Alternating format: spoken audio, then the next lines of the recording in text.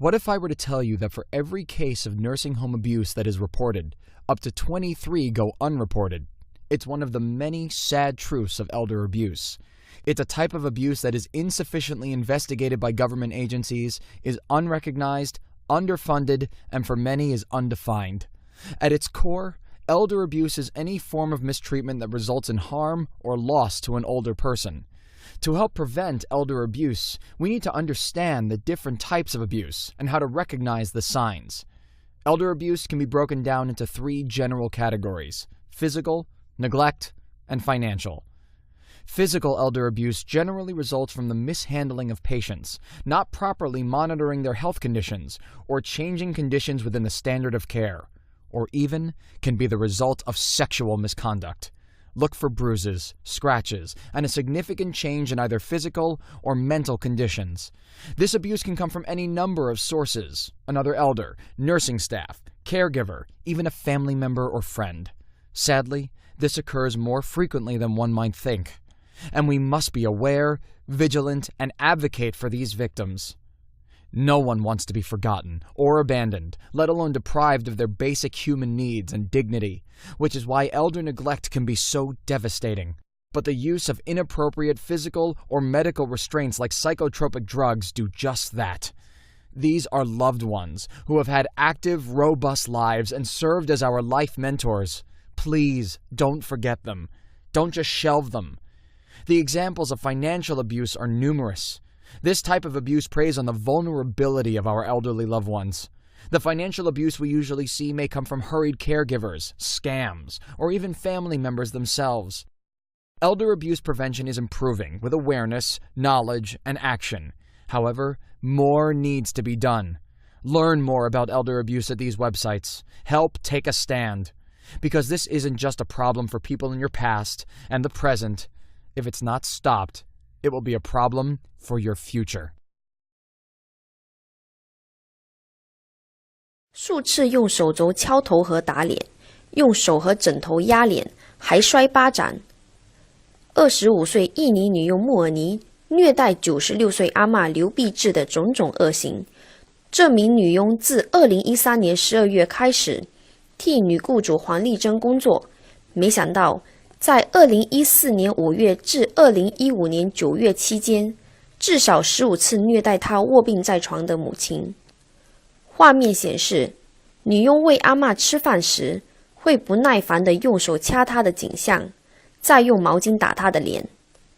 有时，女佣坐在床边，动手打阿嬷的嘴，拳打脸部，甚至用手拉扯阿嬷的衣领摇晃，吓得阿嬷举起双手求饶。不过看到母亲惨遭虐待，黄丽珍始终无法释怀。This photograph is my dear grandma, Joan, who suffered neglect and was assaulted whilst in the care of the NHS. My mother and I are still fighting for justice, even though this happened in 2008, and have taken our case to the Ombudsman, because Gran was assaulted by a HCA nurse for not wanting a wash that morning, for feeling too unwell. My mother made 42 complaints to the hospital, surgery and council for other incidents that Gran had suffered, and through lack of communication regarding Gran's health, but we were still getting nowhere. Gran sustained numerous falls which caused injuries to her head, swollen left arm and needing an X-ray on her hip, and left leg had been damaged, all through being left unattended whilst using the commode. Her drinks were left at the bottom of her bed, and the call buzzer was tucked away in her drawer out of reach on most days, of which we witnessed on visiting hours.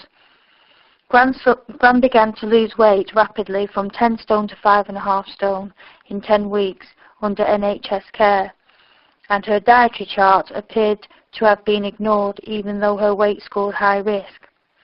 My mum complained so many times that the hospital eventually sent her a vexatious letter from preventing her from complaining. We just want justice for Gran and to stop this from ever happening again to other elderly patients in the NHS hospitals. The nurses talk down to the elderly as though they are children, and this has to stop.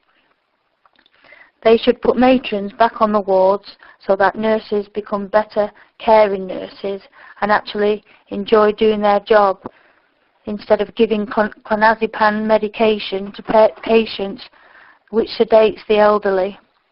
My mother looked after my gran better at home, and whenever gran went into hospital, she began to decline and wasn't being properly looked after, and gran was sedated a lot, losing even more weight.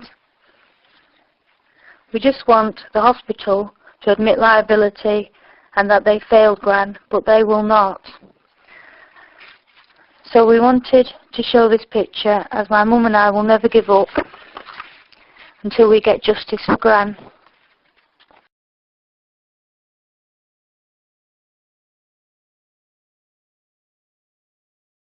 Garden, I sometimes take my mother. This is my mother here. It's the same day, you know, August about 20th or something. And I showed you at 5 o'clock. I just started feeding her. Now it's 5:10. At 5:10, she's eat about 1/20 of this. And see how she's sitting here? When I first came here, she's sitting with her ass way over here.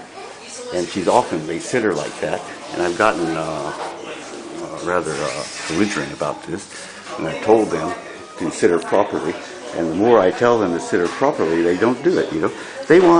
They always say it's dangerous for her to eat, you know, but as you can see, it's 10 after. The food came a little bit early today, so maybe she's been eating 15 minutes, and she's basically eaten most of it. At this time, they would not have fed her so much. But anyway, what I'm talking about is I've seen these things in the computer and all this type of stuff, you know. And they're talking about peg tube and all this. But no one's ever talking about how they put people on the tube when they can eat. And they say it's their last throes of life and their dementia and they can't eat and it's dangerous and they don't even run tests on them, you know. I checked, I know that's the way they're doing in Japan. I thought maybe America was a little bit more civilized. I checked the internet, and there's nothing in the internet, you know. So I can imagine, you know, Americans do Guantanamo and bomb children in Iraq and put drone planes. Of course, they're not going to, they're doing the same thing as Japan. They're probably even doing worse. I don't know. I never hear of anything, you know. It's like the media doesn't say anything about this, you know. They keep all this type of secret, you know. They put people on the tube when they can eat, you know. And they say they're in the last throes of life and they can't eat and all this fucking, all this bullshit. And I'm sick and tired of this. There's so many other people back here that can't eat and they're on the tube and you should see them. They really, the longer they stay on the tube, they probably can't eat and they really look pathetic and they really are, and the relatives don't even come here and see them, you know, because they look so terrible. And they tell them they're so terrible, you know. Excuse me, I gotta clean her up a little bit. I'm gonna show you how much she's eating now. And food came at 5 o'clock. And you can see that she's eating so much at 5:15. And they say it's dangerous for her to eat and she should be put on a tube. That's what I'm showing you clips about. And I think there's a lot of people in Japan. And now I've checked the website and all this bullshit written in the internet by these doctors and scientists that they're doing the same thing in America, probably doing the same thing in all countries that are governed by mafia. So what I'm talking about is not the tube as being dangerous and there's problems with the tube. And yeah, when someone can't eat and they have problems, yeah, a tube is probably good. I mean, what's wrong with the tube, you know? Well, as you can see, we finished all this food. This is the third film, and it's 20 after. I started about 5 o'clock. And I finished all this. This is all her dinner. It's finished. And it was very easy to feed her. And it wasn't dangerous like they say it's dangerous. And now we're just having tea now. A little Japanese green tea. And they don't give her tea. They don't give her tea. And probably she ate so well tonight. It usually takes her about 30 minutes, right? But she ate so fast because I didn't come here for lunch today. And probably she didn't eat lunch. She's probably so hungry right now.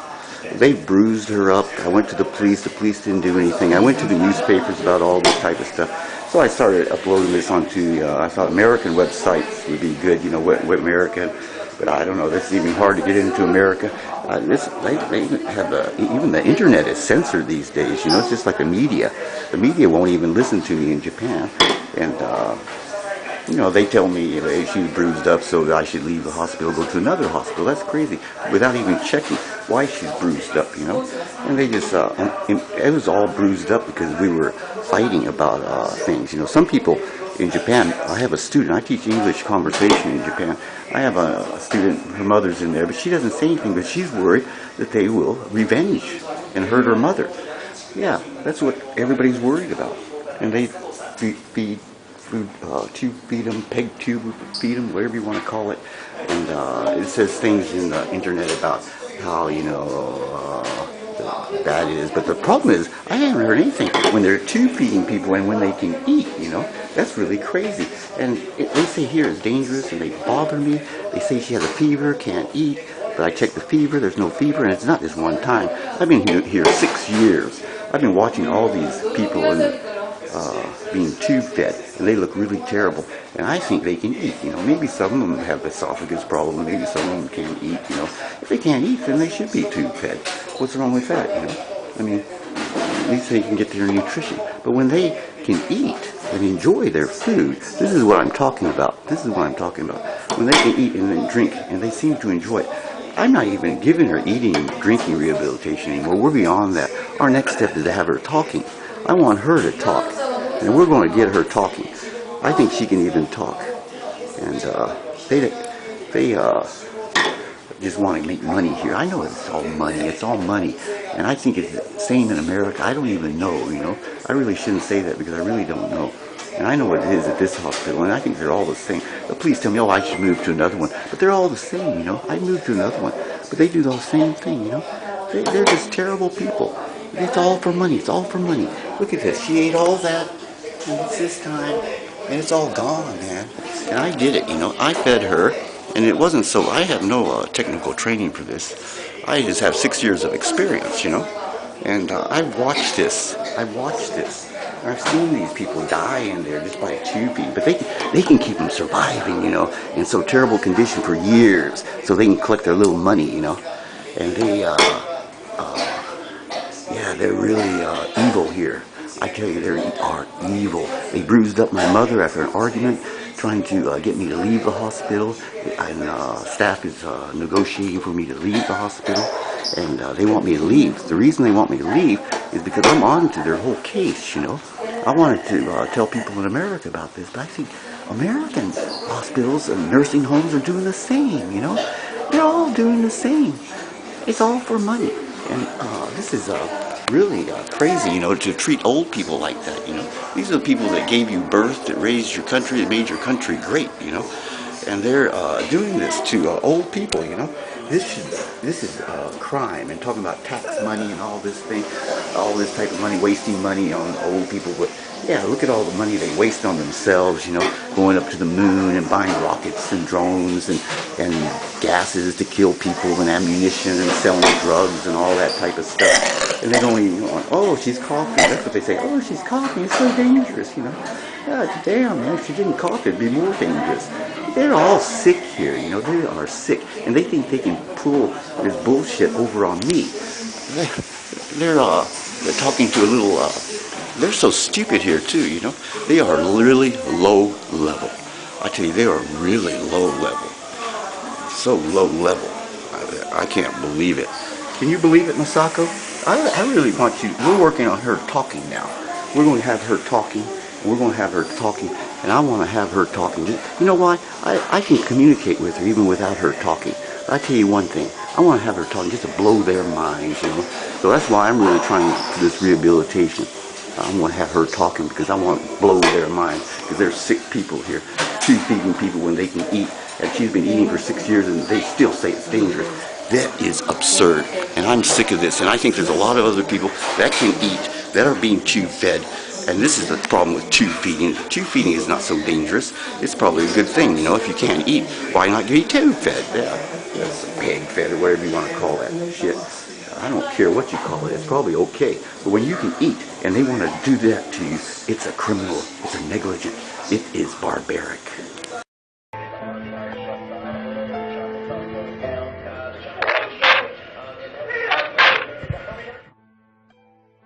you guys continued giving CPR until the EMTs took over? Yes. How does it make you feel to watch this, ma'am? Sick. And contrary to the way you testified previously, there's no one doing CPR, is there? No. All right.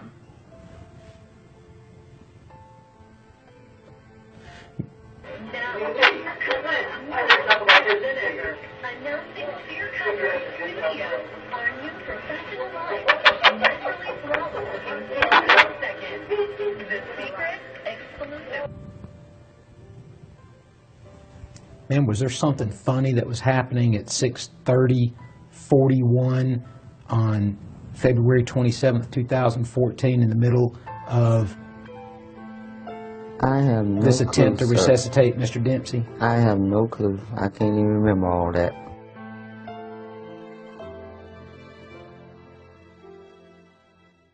The state legislative session begins later this month, and today 2 senators put their focus on putting an end to abuse and neglect of elderly by caregivers. In January, state officials said it will take at least 6 months to clear up massive backlog of abuse complaints at senior care facilities around the state. State Senators Carrie Root of Breezy Point and Karen Housley of St. Mary's Point held a listening session at Central Lakes College in Brainerd today to hear stories from those affected. Root and Housley both serve on the Senate Aging and Long-Term Care Policy Committee, with Housley the chairwoman. She says it's a high priority for this legislative session to implement the use of cameras in living spaces and notify families if their loved one is involved in a report of abuse, neglect, or assault. This is my mission, and I will stay on all the state agencies, I will stay on the facilities, and I will work with the family members, and I will make sure that everything that we need to get done will get done this session. From the cameras, we'll have some policy work, legislation that will make sense. So I am on this, and it is my top priority this session, is to protect our vulnerable adults. The Minnesota Department of Human Services took over 2,000 cases dating back years that have never been investigated due to staff shortages and outdated technology. They hope to resolve them in 6